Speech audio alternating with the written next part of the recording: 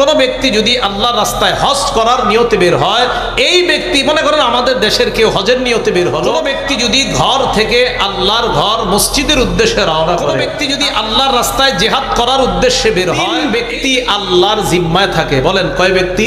3 ব্যক্তি। قال رسول الله صلى الله عليه وسلم ثلاثة في زمان الله عز وجل। নবীজি বলেন 3 ব্যক্তি আল্লাহর জিম্মায় থাকে। 1 নাম্বার, রাজুলুন খরাজা মিন বাইতিহি ইলা মাসজিদিন মিন মাসাজিদিল্লাহ। কোন ব্যক্তি যদি ঘর থেকে আল্লাহর ঘর মসজিদের উদ্দেশ্যে রওনা করে, আপনি আপনার ঘর থেকে বের হলেন, মসজিদের উদ্দেশ্যে রওনা করলেন, মসজিদে গেলেন, নবীজি বলেন এই ব্যক্তি আল্লাহর নিয়ন্ত্রণে থাকে, আল্লাহর জিম্মায় থাকে। 2 নাম্বার, ওয়ারাজুলুন খরাজা গাজিয়ান ফি সাবিলিল্লাহ। কোন ব্যক্তি যদি আল্লাহর রাস্তায় জিহাদ করার উদ্দেশ্যে বের হয়, এই ব্যক্তিও আল্লাহর জিম্মায় থাকে। 3 নাম্বার, ওয়ারাজুলুন খরাজা হাজ্জান। কোন ব্যক্তি যদি আল্লাহর রাস্তায় হজ করার নিয়তে বের হয়, এই ব্যক্তি মনে করেন আমাদের দেশের কেউ হজের নিয়তে বের হলো, আমাদের দেশে ফিরে আসা পর্যন্ত আল্লাহর জিম্মায়, আল্লাহর নিয়ন্ত্রণে তিনি চলে যান। হজের ব্যাপারে আরেকটি কথা, ইবনে মাজাহ হাদিসের কিতাব 2893 নম্বর হাদিসের বর্ণনা। এই হাদিসের মধ্যে রাসূলুল্লাহ সাল্লাল্লাহু আলাইহি সাল্লাম বলেন, আল গাজী ফি সাবিলিল্লাহ ওয়াল হাজ্জ ওয়াল মু'তামিরু ওয়াফদুল্লাহ। রাসূলুল্লাহ সাল্লাল্লাহু আলাইহি সাল্লাম বলেন, আল্লাহর রাস্তার মুজাহিদ, হাজি সাহেব আর উমরা আদায়কারী, এই 3 ব্যক্তি ওয়াফদুল্লাহ, আল্লাহর প্রতিনিধি। এই প্রতিনিধিরা ইনসালুহু, যখন তারা আল্লাহর কাছে দোয়া করে, আতাহু, আল্লাহ তাদেরকে যা চায় তাই দান করে। এই জন্য যারা হজে যাবে তাদেরকে আপনারা বলবেন যে ভাই আপনি কাবার সামনে দাঁড়ায়া আমার জন্য একটু আল্লাহর কাছে দোয়া করবেন। কেন? রাসূলুল্লাহ সাল্লাল্লাহু আলাইহি সাল্লাম বলেন, قال رسول الله صلى الله عليه وسلم يغفر الله للحاج ولمن استغفر له الحاج। রাসূলুল্লাহ সাল্লাল্লাহু আলাইহি সাল্লাম বলেন, আল্লাহ হাজী সাহেবকেও মাফ করে। হাজী সাহেব যাদের জন্য আল্লাহর কাছে ক্ষমা প্রার্থনা করবে তাদেরকেও আল্লাহ মাফ করে দেবে। আল্লাহ হাজী সাহেবকে মাফ করে, হাজী যাদের জন্য আল্লাহর কাছে ইস্তেগফার পাঠ করবে তাদেরকে আল্লাহ মাফ করে। অন্য বর্ণনায় আসছে ইনিস্তাগফারুহু গফারা লাহুম। হাজী সাহেব যদি কারো জন্য আল্লাহর কাছে ক্ষমা চায়, আল্লাহ তাদেরকে মাফ করে দেন। হজের ব্যাপারে আরেকটি কথা, আম্মা জান আয়েশা সিদ্দিকা রাদিয়াল্লাহু তাআলা আনহার বর্ণনা। হজে গেলে টাকা খরচ হয় কিনা বলেন সবাই? আচ্ছা, হজে গেলে টাকা খরচ হয়, কষ্ট হয়।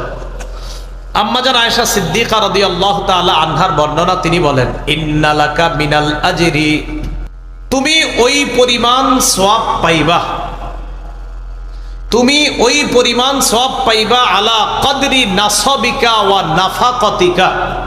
সহিহুত তারগীব কিতাবের নাম 1116 নম্বর হাদিস। এই হাদিসে আম্মাজান আয়েশা সিদ্দিকার বর্ণনা, তিনি বলেন, হাজী সাহেব হজ করতে যাওয়ার পর যেই পরিমাণ কষ্ট আর যেই পরিমাণ টাকা খরচ করে, ওই পরিমাণ সওয়াব আল্লাহ তাকে দান করবে। তাহলে হজে গেলে হজের তো একটা সওয়াব আছে, আবার হজের জন্য যেই টাকাগুলো খরচ করছেন এটারও সওয়াব আছে। হজ্জে মাবরুর, অর্থাৎ হজ্জে মাবরুর মানে যে হজটা কবুল করা হয়, আল্লাহর দরবারে কবুল হয়, এই হজের ফজিলত একমাত্র আল্লাহর জান্নাত। হজ্জে মাবরুরের ফজিলত, হজ্জে মাবরুরের পুরস্কার ইল্লাল জান্নাত, জান্নাত ছাড়া আর কিছু না। কারো হজ যদি আল্লাহ হজ্জে মাবরুর হিসাবে কবুল করে, তাকে আল্লাহ পাক রব্বুল আলামিন একটা প্রতিদানই দিবেন। কি? নবী বলে তার প্রতিদান হলো জান্নাত। আব্দুল্লাহ ইবনে আব্বাস রাদিয়াল্লাহু তাআলা আনহুমার আরেকটা বর্ণনা, কিতাবের নাম সহিহুত তারগীব, হাদিস নাম্বার 1111 নম্বর হাদিস।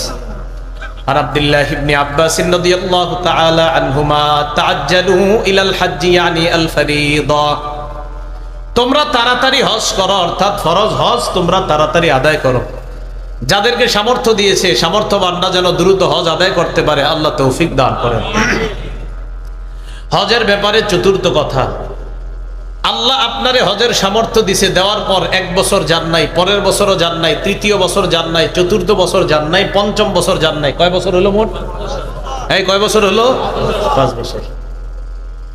এরকম যদি ঘটনা ঘটে, সহিহ ইবনে হিব্বান 3703 নম্বর হাদিস, সহিহুত তারগীব হাদিস নাম্বার 1166 নাম্বার হাদিস।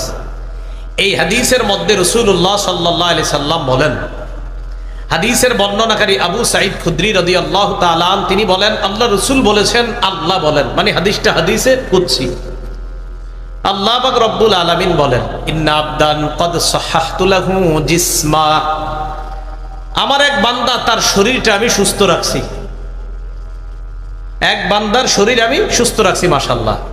ওয়া ওয়াসসাআতু লাহু ফিল মাঈশা, ওই বান্দাকে আমি চলার মতো সামর্থ্য দান করেছি, জীবনে চলার মতো যথেষ্ট পরিমাণ দেওয়ার মতো আমি দিয়েছি।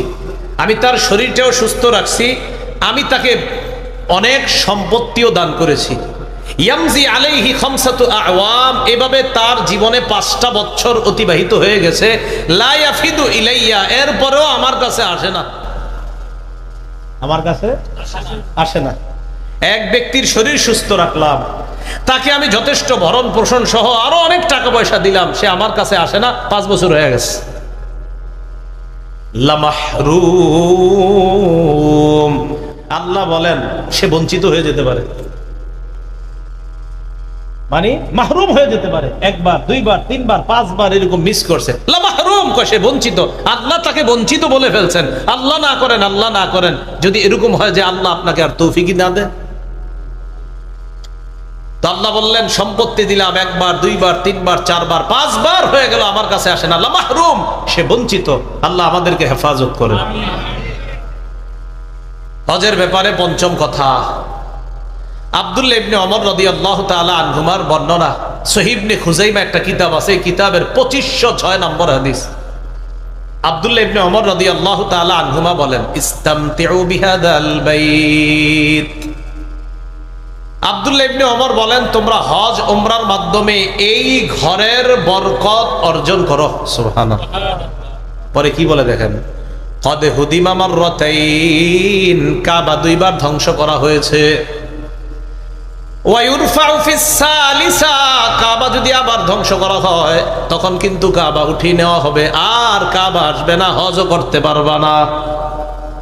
2 বার ধ্বংস করা হয়েছে, আরেকবার যদি ধ্বংস করা হয় কাবা উঠিয়ে নেওয়া হবে। তাড়াতাড়ি কাবার বরকত অর্জন করো তোমরা। সামর্থ্যবানদেরকে হজ করার তৌফিক দান করেন। হজের ব্যাপারে 6 নাম্বার কথা, অনেকে অতি ভক্তি দেখায় হজে যায় না, কয় হজে গেলে ছবি তুলতে হবে তাই হজে যায় না। এমনি অতিরিক্ত ছবি তোলা ঠিক না, এটা সত্যি কথা। অতিরিক্ত ছবি তোলা জায়েজ নাই, আন্দাজি প্রয়োজন ছাড়া ছবি তোলা ঠিক না। আপনারা জায়গায় জায়গায় সেলফি তোলেন, এগুলো ঠিক না। কিন্তু হজে যাওয়াটা এটা কি প্রয়োজন না অপ্রয়োজন? এখানে ছবি তুলতে হবে, এই জন্য অনেকে হজে যায় না, কয় না ছবি তুলতে হবে তাই হজে যাচ্ছে না। কিন্তু এরকম যদি অতি ভক্তি কেউ দেখায়, এটা আবার ঠিক না। আল মুস্তাদরাক লিল হাকিম কিতাবের নাম, এই কিতাবের 1664 নম্বর হাদিসের বর্ণনা। عن عبد الله بن عباس رضي الله تعالى عنهما قال لا سرورة في الإسلام, আল্লাহ নবী বলেন ইসলামের মধ্যে সন্ন্যাসবাদিতা নাই। কি বাদিতা নাই? আমি হজে যাব না, টাকা পয়সা আছে, জঙ্গলে গিয়ে বসে রয়েছে, কোটি কোটি টাকা, কিন্তু উনি সালাগায় দিয়ে চলে, টাকা কোটি কোটি, সালাগায় দিয়ে চলে। কেন? উনি দুনিয়া বিমুখ, তাই সালাগায় দিয়ে হাঁটে চলে, উনি দুনিয়ার দারদারে না। তো আপনার 10 তলা বাড়ি কেন 2টা? কথার কথা। অতি ভক্তি দেখায় হজে যাবে না, অথচ সামর্থ্য আছে। বলেন নাউজুবিল্লাহ। এরকম বুঝ যেন আপনাদেরকে কেউ না দেয়, সাবধান, আল্লাহ হেফাজত করেন। হজের ব্যাপারে 7 নম্বর কথা, হজের বিধানগুলা নবীজির সুন্নত থেকে শিখে নেওয়া। নাসাই শরীফের 3062 নম্বর হাদিসের বর্ণনা। عن جابر بن عبد الله رضي الله تعالى عنه قال رأيت رسول الله صلى الله عليه وسلم يرمي الجمرة وهو على بعيره وهو يقول خذوا مناسككم فإني لا أدري لعلي لا أحج بعد عامي هذا। জাবের রাদিয়াল্লাহু তাআলা আনহু বলেন, আমি রাসূলকে দেখেছি, রাসূল তার বাহনের উপর বসে, উটনির উপর বসে শয়তানকে কঙ্কর মারতেছে। সুবহানাল্লাহ। এরপর আমি আল্লাহ নবীকে দেখলাম বাহনের উপর বসে সাহাবীদেরকে দিক নির্দেশনা দেয় আর বলে, এ সাহাবাদের দল, খুজু মানাসিকাকুম, তোমরা হজের নিয়ম কানুনগুলা তাড়াতাড়ি শিখে নাও। ফাইন্নী লা আদরি লাআল্লি লা আহজ্জু বা'দা আমী হাযা, আমার কেন যেন মনে হয় আগামী বছর হয়তো আমি আর হজ করতে পারবো না। মানে আগামী বছর হজের আগে রাসূল দুনিয়া থেকে বিদায় নিয়ে নিয়েছে। নবীজি বলেন আমার জানা নাই, মনে হচ্ছে আগামী বছর আমি হজে নাও আসতে পারি, হজের নিয়ম কানুন গুলা তোমরা আমার থেকে শিখে নাও। হজের ব্যাপারে ৮ নম্বর কথা, হজে গিয়ে 3টা কাজ কোনোভাবেই করা যাবে না। বলেন কয়টা? 90 নম্বর আয়াত আল্লাহ বলেন ফামান ফারাদা ফিহিন্নাল হাজ্জা ফালা রাফাথা ওয়ালা ফুসুকা ওয়ালা জিদালা ফিল হজ। হজের মাসে যারা হজ করবে তাদের জন্য 3টা কাজ করাই যাবে না। 1 নাম্বার লা রফাসা, অশ্লীল কাজ, অশ্লীল কথা বলা যাবে না। 2 নাম্বার ওয়ালা ফুসুকা, হজে গিয়ে কোনো পাপের কাজ করা যাবে না। 3 নাম্বার ওয়ালা জিদালা, হজে গিয়ে ঝগড়া করা যাবে না। বাংলাদেশি ভাইয়েরা কি করা যাবে না? লেগেছে কে লেগেছে চেতে যায় তো ঝগড়া করা কিন্তু যাবে না হজে গিয়ে। আল্লাহ আমাদেরকে বুঝার তৌফিক দান করেন।